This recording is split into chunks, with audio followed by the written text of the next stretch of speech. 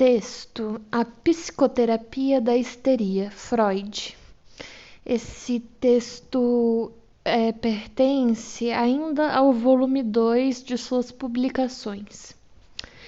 Em nossa comunicação preliminar, relatamos como, no curso de nossas pesquisas sobre a etiologia dos sintomas histéricos, deparamo-nos também com um método terapêutico que nos pareceu de pouca importância prática, pois, abre aspas, verificamos a princípio, para nossa grande surpresa, que cada sintoma histérico individual desaparecia de forma imediata e permanente quando conseguíamos trazer à luz com clareza a lembrança do fato que o havia provocado e despertar o afeto que o acompanhava. E quando o paciente havia descrito esse acontecimento com o maior número de detalhes possível e traduzido o afeto em palavras, fecha aspas. Esforçamo-nos ainda por explicar o modo como funciona nosso método psicoterapêutico, abre aspas. Ele põe termo à força atuante da representação que não fora abreagida no primeiro momento, ao permitir que seu fato estrangulado encontre uma saída através da fala, e submete essa representação à correção associativa ao introduzi-la na consciência normal, sobre leve hipnose, ou eliminá-la por sugestão do médico, como se faz no sonambulismo acompanhado de amnésia, fecha aspas. Tentarei agora fazer um relato coerente de até onde este método nos leva, dos aspectos em que ele consegue mais do que outros métodos, da técnica pela qual funciona e das dificuldades com que se defronta. Grande parte da substância disso já se achava no relato dos casos que constam da parte anterior deste livro, e não conseguirei evitar repetir-me no relato que se segue. Título número 1. De minha parte, também posso afirmar que ainda me mantenho fiel ao que está contido na comunicação preliminar.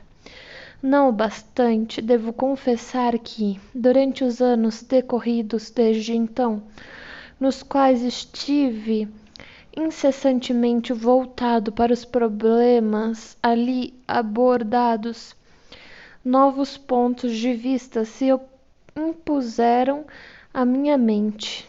Estes levaram ao que é, ao menos em parte, um agrupamento e uma interpretação diferentes do material fatual por mim conhecido naquela época. Seria injusto tentar atribuir uma responsabilidade grande demais por essa transformação a meu estimado amigo Dr.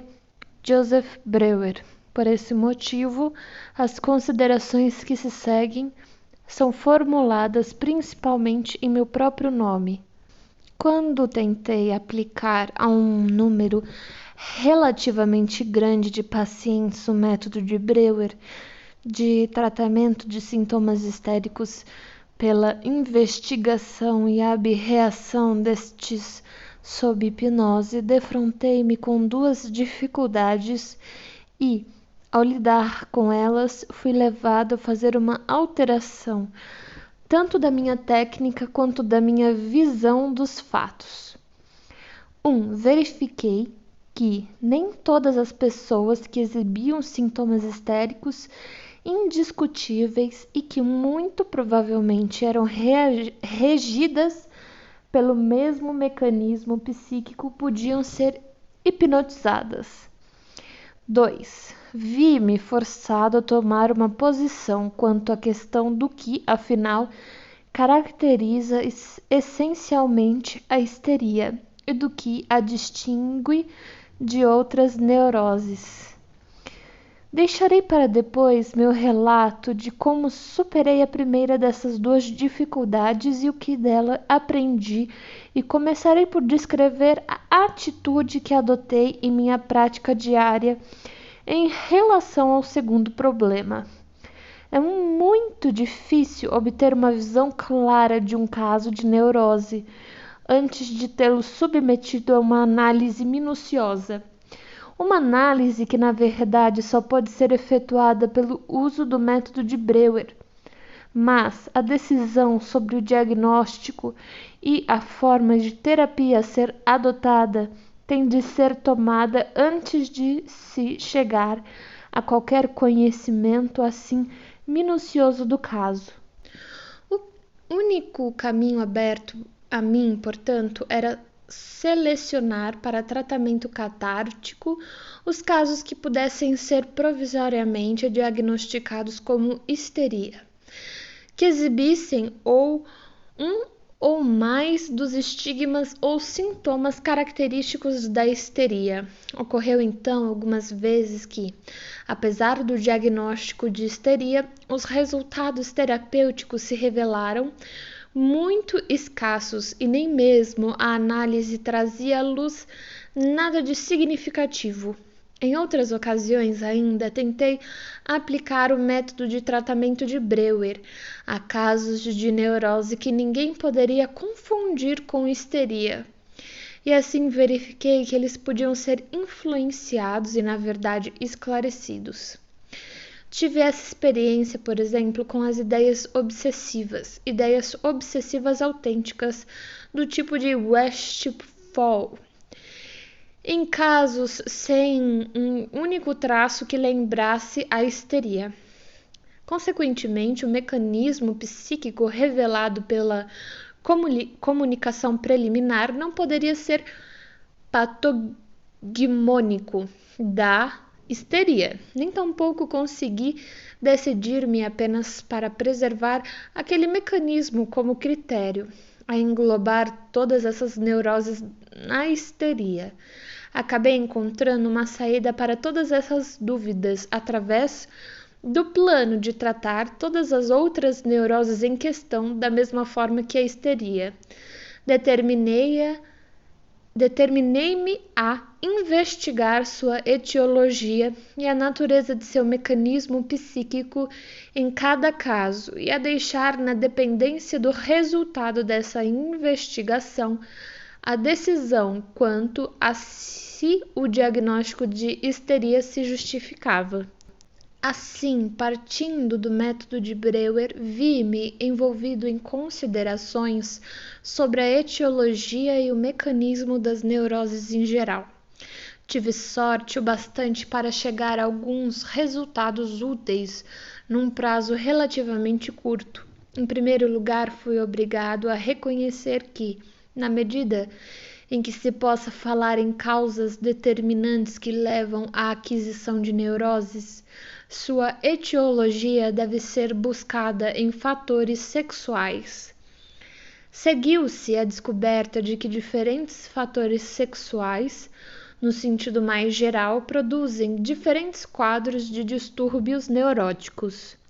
Tornou-se então possível, na medida em que essa relação era confirmada, correr o risco de utilizar a etiologia com o objetivo de caracterizar as neuroses e de fazer uma distinção nítida entre os quadros clínicos das várias neuroses.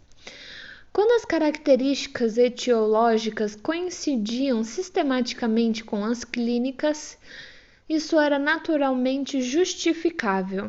Dessa maneira, verifiquei que a neurastenia apresentava um quadro clínico monótono, no qual, como demonstram minhas análises, nenhum papel era desempenhado por um mecanismo psíquico. Havia uma nítida distinção entre a neurastenia e a neurose obsessiva, a neurose das ideias obsessivas propriamente ditas. Nesta última, pude reconhecer um complexo mecanismo psíquico, uma etiologia semelhante à da histeria e uma ampla possibilidade de reduzi-la pela psicoterapia. Por outro lado, pareceu-me absolutamente necessário destacar na neurastenia um complexo de sintomas neuróticos que dependem de uma etiologia inteiramente diferente e, na verdade, no fundo, contrária. Os sintomas que formam esse complexo estão unidos por uma característica que já foi reconhecida por Hecker, 1893, pois são sintomas ou equivalentes e rudimentares de manifestações de angústia, e por essa razão dei a tal complexo a ser destacado de neurastenia o nome de neurose de angústia.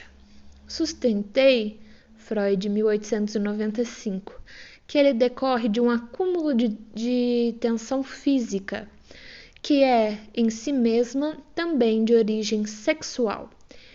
Essa neurose também não possui nenhum mecanismo psíquico, mas, invariavelmente, influencia a vida mental, de modo que a expectativa ansiosa, as fobias e a hiperestesia, as dores, etc., encontram-se entre suas manifestações regulares.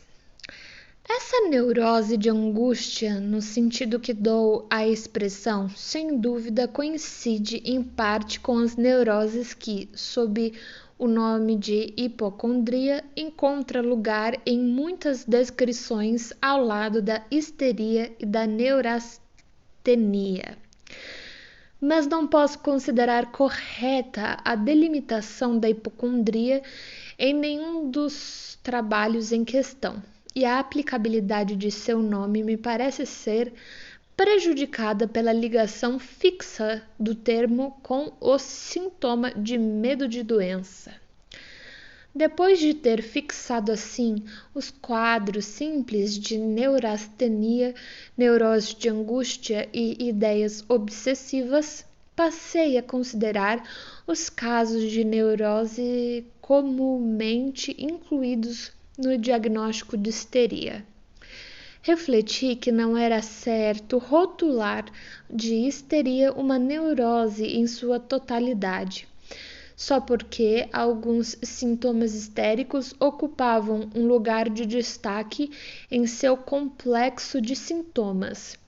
Era-me difícil compreender essa prática, visto que, afinal de contas, a histeria é a mais antiga, a mais conhecida e a mais marcante das neuroses em consideração. Mas isso era um abuso, pois lançava por conta da histeria muitos traços de perversão e degenerescência. Mesmo que um sintoma histérico, como uma anestesia ou um ataque característico, era observado num caso complicado de degeneração psíquica. Todo esse estado era descrito como de histeria, de modo que não surpreende que as piores e mais contraditórias coisas fossem reunidas sob esse rótulo. Mas, assim como era certo que esse diagnóstico estava errado, era igualmente certo que também deveríamos separar as várias neuroses. E já que estávamos familiarizados com a neurastenia, a neurose de angústia, etc., em sua forma pura, não havia mais a necessidade de desprezá-las no quadro conjunto. O ponto de vista que se segue, portanto, parecia ser o mais provável. As neuroses que comumente ocorrem devem ser classificadas em sua maior parte de mistas. A neurastenia e as neuroses de angústia são facilmente encontradas também em formas puras, especialmente em pessoas jovens. As formas puras de histeria e neurose obsessiva são raras em geral. Essas duas neuroses combinam-se com a neurose de angústia. A razão por que essas neuroses mistas ocorrem com tanta frequência é que seus fatores etiológicos se acham muitas vezes entremeados. Às vezes apenas por acaso, outras vezes como resultado de relações causais entre os processos de que derivam os fatores etiológicos das neuroses. Não há nenhuma dificuldade em descobrir isso e demonstrá-lo com detalhes. Quanto à histeria, porém, sucede que esse distúrbio dificilmente poderia ser segregado para fins de estudo do eixo de ligação das neuroses sexuais, que em geral ele representa apenas um lado isolado, apenas um aspecto de um caso complicado de neuroses, e que é somente em casos marginais que ele pode ser encontrado e tratado isoladamente. Talvez possamos dizer em algumas ocasiões a potiore fit denominatium, isto é, recebeu seu nome pela sua característica mais importante. Examinarei agora os casos clínicos aqui relatados, a fim de verificar se eles depõem em favor da minha opinião de que a histeria não é uma entidade clínica independente. A paciente de Breuer, Ana O, parece contradizer minha opinião e ser um exemplo de distúrbio histérico puro. Esse caso, porém, que foi tão útil para o nosso conhecimento da histeria, não foi de modo algum considerado por seu observador do ponto de vista de uma neurose sexual, sendo agora inteiramente útil para esse propósito. Quando comecei a analisar a segunda paciente, a senhorita M. von N., a expectativa de que a base da histeria fosse uma neurose sexual estava muito longe da minha mente. Eu acabara de sair da escola de Charcot e encarava a ligação da histeria com o tema da sexualidade como uma espécie de insulto, exatamente como fazem as próprias pacientes. Quando examino minhas notas sobre esse caso hoje em dia, parece-me não haver nenhuma dúvida de que ele deve ser visto como um caso grave de neurose de angústia, acompanhada de expectativa ansiosa e fobias. Uma neurose de angústia que se origina da abstinência sexual e se combinara com a histeria. O caso 3 de Miss Lucière talvez possa ser definido de maneira mais conveniente como um caso marginal de histeria pura. Foi uma histeria breve que seguiu um curso episódico e tinha uma inconfundível etiologia sexual, do tipo que corresponderia a uma neurose de angústia. A paciente era uma moça plenamente madura que precisava ser amada e cujos afetos tinham sido despertados muito apressadamente por um mal-entendido. A neurose de angústia, contudo, não se tornou visível ou me escapou. O caso 4 da Catarina nada mais era do que um modelo do que classifiquei de angústia virginal. Era uma combinação de neurose de angústia e histeria. A primeira criava os sintomas, enquanto a segunda os repetia e se valia deles para atuar. A propósito, era um caso típico de um grande número de neuroses de pessoas jovens que são classificadas de histeria. O caso 5 da senhorita Elizabeth von R. também não foi investigado como neurose sexual. Pude apenas expressar, sem confirmá-la, a suspeita de que uma neurastenia espinhal talvez tivesse constituído sua base. Devo acrescentar, todavia, que nesse meio tempo as histerias puras se tornaram ainda mais raras em minha experiência. Se pude reunir esses 4 casos como de histeria, e se, ao relatá-los, pude desprezar os pontos de vista que eram de importância quanto às neuroses sexuais, a razão foi que essas histórias remontam a um tempo algo distante e que, naquela época, eu ainda não submetia tais casos a uma investigação deliberada e minuciosa de sua base sexual neurótica. E se, em vez desses 4, não relatei 12 casos cuja análise proporciona uma confirmação do mecanismo psíquico dos fenômenos histéricos proposto por nós, essa relutância foi exigida pelo próprio fato de que a análise revelou esses casos como sendo simultaneamente neuroses sexuais, embora por certo nenhum diagnosticador lhes recusasse o nome de histeria. Mas a elucidação dessas neuroses sexuais ultrapassaria os limites da presente publicação conjunta. Eu não gostaria que pensasse erroneamente que não desejo admitir que a histeria é uma afecção neurótica independente, que a considero meramente uma manifestação psíquica da neurose de angústia, e que lhe atribuo apenas os sintomas ideogênicos, transferindo os sintomas somáticos, por exemplo, pontos esterogênicos e anestesias, para as neuroses de angústia.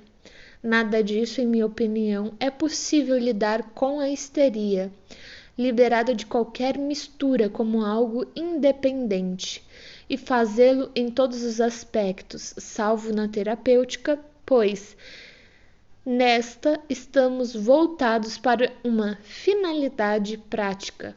Livramo-nos do estado patológico como um todo. E se, em geral, a histeria aparece como componente de uma neurose mista, essa situação se assemelha àquela em que há uma infecção mista e em que a preservação da vida cria um problema que não coincide com o de combater a ação de um agente patogênico específico. É muito importante para mim distinguir o papel desempenhado pela histeria no quadro das neuroses mistas, o papel desempenhado pela neurastenia, pela neurose de angústia e assim por diante, pois, uma vez feita essa distinção, poderei expressar de maneira concisa o valor terapêutico do método catártico. E isso porque me inclino a arriscar a afirmação de que esse método é, em termos teóricos, perfeitamente capaz de eliminar qualquer sintoma histérico, ao passo que, como será fácil compreender, ele é inteiramente impotente contra os fenômenos da neurastenia e só raramente e por vias indiretas é capaz de influenciar os efeitos psíquicos da neurose de angústia. Sua eficácia terapêutica em qualquer caso específico dependerá, por conseguinte, de os componentes histéricos do quadro clínico assumirem ou não uma posição de importância prática em comparação com os outros componentes neuróticos. Existe ainda outro obstáculo à eficácia do método catártico, que já indicamos na comunicação preliminar. Ele não consegue afetar as causas subjacentes da histeria, assim não consegue impedir que novos sintomas tomem o lugar daqueles que foram eliminados. Grosso modo, portanto, cabe-me reivindicar um lugar de destaque para nosso método terapêutico, quando empregado dentro do contexto de uma terapia das neuroses. Mas eu gostaria de advertir contra a apreciação de seu valor ou sua aplicação fora desse contexto. Entretanto, uma vez que não posso nestas páginas oferecer uma terapia das neuroses do tipo de que os clínicos precisam, o que acabo de dizer equivale a adiar minha visão do assunto para uma possível publicação ulterior. Penso, no entanto, poder acrescentar as seguintes observações à guisa de ampliação e elucidação. Primeiro tópico. Não sustento ter de fato eliminado todos os sintomas histéricos que me dispus a influenciar pelo método catártico, mas sou da opinião de que os obstáculos residiram nas circunstâncias pessoais das pacientes e que não se deveram a qualquer questão de teoria. Sinto-me justificado a desconsiderar esses casos mal-sucedidos ao formar um juízo sobre o assunto, da mesma forma que um cirurgião despreza os casos de morte ocorridos sob anestesia, devido à hemorragia pós-operatória, sepsia acidental, etc., ao tomar uma decisão sobre uma nova técnica. Quando vier a abordar as dificuldades e os defeitos do processo, mais adiante voltarei a uma consideração das falhas oriundas dessa fonte. Segundo tópico, o método catártico não deve ser considerado sem valor pelo fato de ser sintomático e não causal, pois, a rigor, a terapia causal é, via de regra, uma terapia profilática. Ela faz com que cessem quaisquer efeitos adicionais do agente nocivo, mas não elimina, necessariamente, os resultados que esse agente já causou. Em geral, uma segunda fase de tratamento é necessária para realizar esta segunda tarefa, e nos casos de histeria, o método catártico é de valor inestimável para este fim. Terceiro tópico. Depois que um período de produção histérica, um paroxismo histérico agudo, é superado, e tudo o que resta são sintomas histéricos sob a forma de fenômenos residuais, o método catártico é suficiente para todas as indicações e promover êxitos completos e permanentes. Tal quadro terapêutico favorável não raro é encontrado precisamente na esfera da vida sexual, graças às amplas oscilações da intensidade das necessidades sexuais e às complicações das condições necessárias para provocar um trauma. Aqui, o método catártico faz tudo o que se pode esperar dele, pois um médico não pode atribuir-se a tarefa de alterar uma constituição como a histeria. Deve contentar-se em eliminar os problemas a que tal constituição está inclinada e que podem decorrer dela, em conjunto com as circunstâncias externas. Deve sentir-se satisfeito se o paciente recuperar sua capacidade de trabalho. Além disso, não precisa ficar desanimado quanto ao futuro, ao considerar a possibilidade de uma recaída. Ele está ciente do aspecto principal da etiologia das neuroses, que sua gênese é, em geral, sobredeterminada, que vários fatores precisam reunir-se para produzir esse resultado, e poderá ter esperança de que essa convergência não se repita de uma só vez, mesmo que alguns fatores etiológicos individuais permaneçam atuantes. Talvez se possa objetar que, em casos de histeria como esse, em que a doença já completou seu curso, os sintomas residuais de qualquer modo desaparecem espontaneamente. Pode-se replicar, porém, que uma cura espontânea desse tipo muitas vezes não é rápida nem completa o bastante, e que pode ser ajudada num grau extraordinário por nossa intervenção terapêutica. Podemos deixar em aberto, por enquanto, a questão de ser por meio da terapia catártica curamos apenas o que é passível de cura espontânea, ou algumas vezes também o que não se teria dissipado espontaneamente. Quarto tópico. Quando nos defrontamos com uma histeria aguda, um caso que esteja atravessando o período da produção mais ativa de sintomas histéricos, no qual o ego seja constantemente subjugado pelos produtos da doença, isto é, durante uma psicose histérica, até mesmo o método catártico fará poucas alterações no aparecimento e na evolução do distúrbio. Nessas circunstâncias, vemo-nos, no que diz respeito à neurose, na mesma posição de um médico que se defronta com uma doença infecciosa aguda. Os fatores etiológicos realizam suficientemente seu trabalho numa época que já passou e que já está fora de alcance de qualquer influência. E agora, passado o período de incubação, eles se tornaram manifestos. A doença não pode ser interrompida de súbito. Temos de esperar que siga seu curso, enquanto isso, tornar a situação do paciente tão favorável quanto possível. Quando, durante um período agudo como esse, eliminamos os produtos da doença, os sintomas histéricos recém-gerados, devemos também estar preparados para descobrir que aqueles que foram eliminados serão prontamente substituídos por outros. Não será poupado ao médico o sentimento deprimente de estar às voltas com uma tarefa de Sísifo.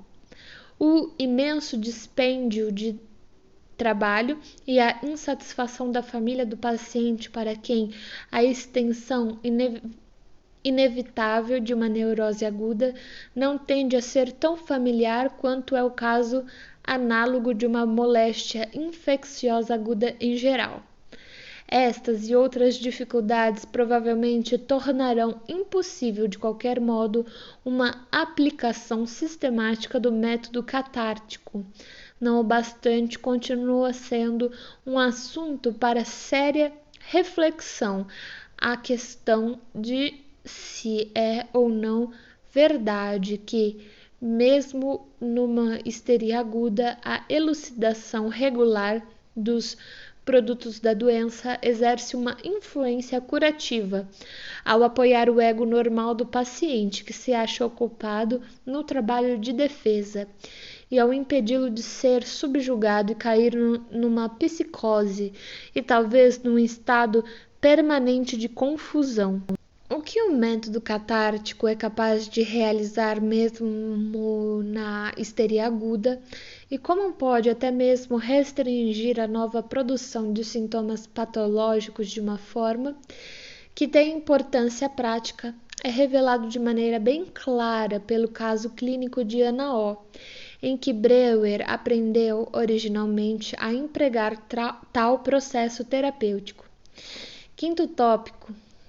Quando se trata de histerias que seguem um curso crônico, acompanhadas de uma produção moderada mas constantes de sintomas histéricos, encontramos a mais forte razão para lamentar nossa falta de uma terapia que tenha eficácia causal, mas temos também os maiores motivos para apreciar o valor do processo catártico como terapia sintomática. Em tais casos, temos que lidar com o dano produzido por uma etiologia que persiste de maneira crônica. Tudo depende de reforçar a capacidade de resistir do sistema nervoso do paciente. E devemos lembrar que a existência de um sintoma histérico significa uma diminuição da resistência do sistema nervoso e representa um fator que predispõe à histeria. Como se pode ver pelo mecanismo da histeria monossintomática, a maneira mais fácil de se formar um novo sintoma histérico é uma relação e em analogia com outro que já esteja presente. O ponto no qual um sintoma já irrompeu uma vez constitui um ponto fraco onde ele irromperá novamente da vez seguinte. Um grupo psíquico que já tenha sido expelido uma vez desempenha o papel de cristal provocador, a partir do qual se inicia com a maior facilidade uma cristalização que de outra forma não teria ocorrido. eliminar os sintomas já presentes e desfazer as alterações psíquicas subjacentes a eles é devolver aos pacientes toda a sua capacidade de resistência, de modo que possam suportar com êxito os efeitos do agente prejudicial. Muito se pode fazer por esses pacientes através de uma supervisão prolongada e de uma limpeza da chaminé ocasional. Sexto tópico. Resta-me citar a aparente contradição entre admitir que nem todos os sintomas histéricos são psicogênicos e afirmar que todos eles podem ser eliminados por um processo psicoterapêutico.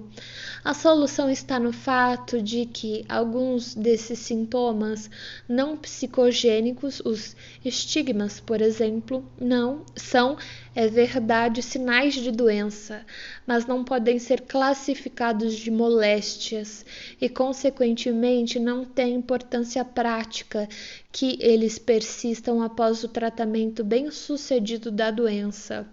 Quanto a outros sintomas desses, parece que, de alguma forma indireta, eles são eliminados juntamente com os sintomas psicogênicos, do mesmo modo que, afinal, de alguma forma indireta, dependem de uma causação psíquica. Devo agora considerar as dificuldades e desvantagens de nosso processo terapêutico, na medida em que elas não se tornem óbvias para todos a partir dos casos clínicos relatados antes ou das observações sobre a técnica do método que se segue mais adiante. Irei, sobretudo, enumerar e indicar essas dificuldades e não entrar em pormenores sobre elas.